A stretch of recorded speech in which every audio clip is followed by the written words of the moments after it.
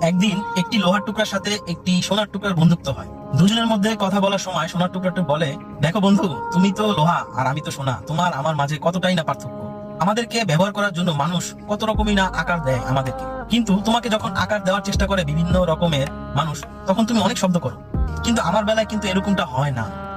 এই জিনিসটা কেন বন্ধু, তুমি বলতে পারো? তখন লোহা বলে, দেখো ভাই সোনা, আমাকে ঠিক যেরকম ভাবে মানুষ গরম করে পিটায়, তোমাকেও ঠিক একই রকম ভাবে গরম করে পিটায় বিভিন্ন আকার দেওয়ার জন্য। দুইজনকেই পিটানোর সময় হাতুড়ি কিন্তু একটাই থাকে, আবার সেটা আবার লোহারই তৈরি। একটি লোহার টুকরা যখন একটি সোনার টুকরাকে পিটিয়ে একটি আকার দেওয়ার চেষ্টা করে, তখন সেটা স্বাভাবিক, কারণ লোহা আর সোনা এক না। আমাকে যখন লোহার হাতুড়িটি পিটায়, এটা কিন্তু আমার জাত ভাই লোহা, কারণ সব হাতুড়ি লোহার তৈরি হয়। যখন কিনা নিজের ভাই নিজের আপন ভাইয়ের উপর অত্যাচার করে কোনো একটি আকার দেওয়ার জন্য, তখন কষ্টটা হওয়াটাই স্বাভাবিক আর শব্দ হওয়াটাই স্বাভাবিক।